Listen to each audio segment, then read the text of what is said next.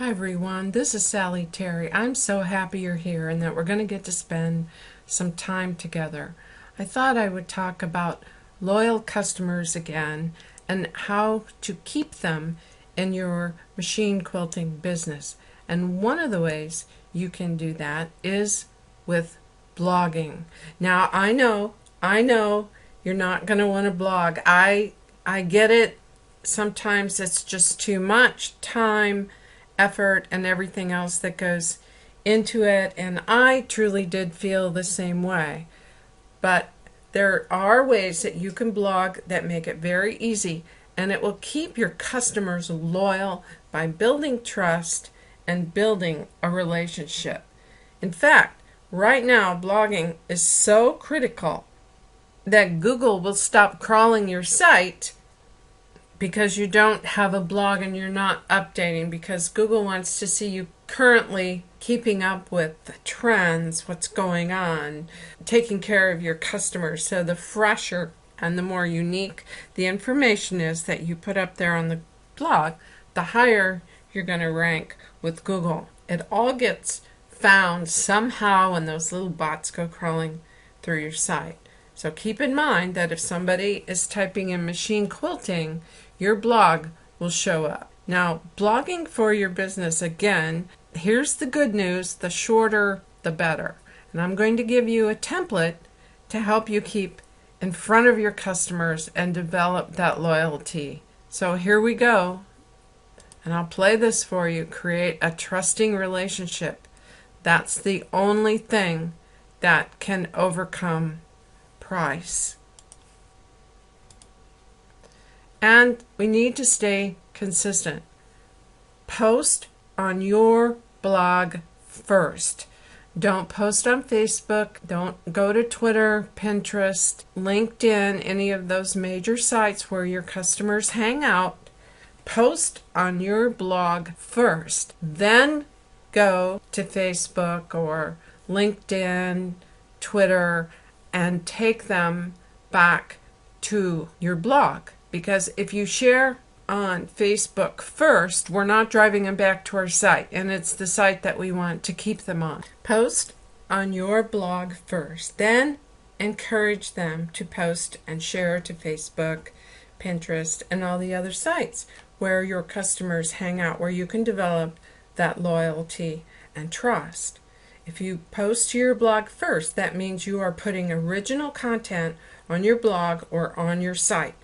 Then you put the link and say, hey, new blog on Facebook, new blog on Pinterest, and it goes back to your site. So you get to bring them back. And the longer they stay on your site, actually, the better. Next is the little blog template. Very simple. Present a problem, and I'll show you an example, but talk about that problem, what you ran into. The shorter, the better. They're not going to read massive amounts. Their time is very busy because they're scrolling through all the other blogs. So what we're going to do is talk about a problem that you can solve for them, because you want to put good content up there that's valuable to them. So we're going to explain why the problem, or something that you've experienced, like how to take the quilt top to the quilter, some of the problems with the borders that we're well aware of.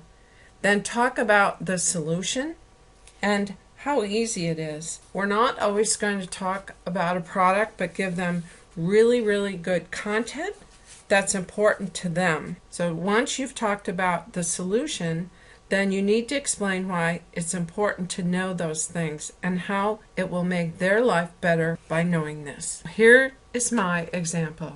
Have you ever tried to mark a busy quilt and you could not see what you marked?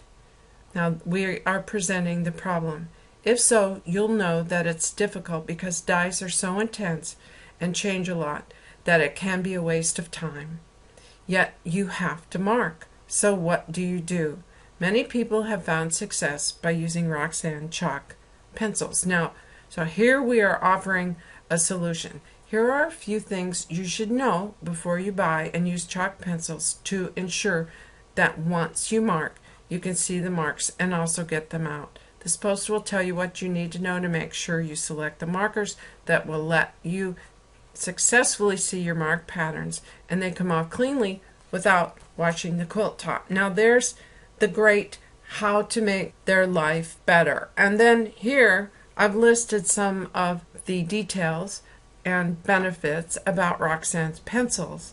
But you could say make sure that it's silver or light blue and that it reflects on light fabric and is easy to see. Make sure that it's water soluble and washes out completely. Make sure that it comes with a sharpener and that if you drop it, it's not easily broken. Those are the type of things that you can put there. So this is a great little template for you to use. And then the last thing is going to be using visual media, pictures, links, and audio and video. You all have a mic on your laptop and probably a camera too that you can even record things on. How-tos, little things. They don't have to be longer than a minute. You can upload pictures to your blog. You can put lots of links. Now those are called backlinks from another site, and those the bots love. Google loves those. The more backlinks you have, the higher your rank, so you're going to be on the earlier pages.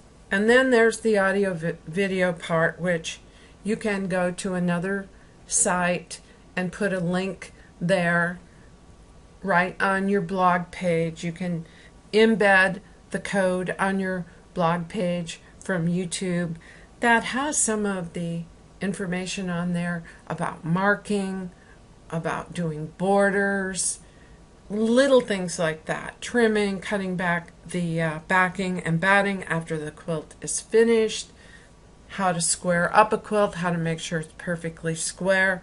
Little things like that are so important and people will really love you for it. Just make sure that it's 3 minutes, 4 minutes. People aren't going to hang around for a lot. I'm sure you're just waiting for this to be over as well. I just wanted to thank you so much. Let's make your blog really, really helpful to the customers so they'll come back again and again.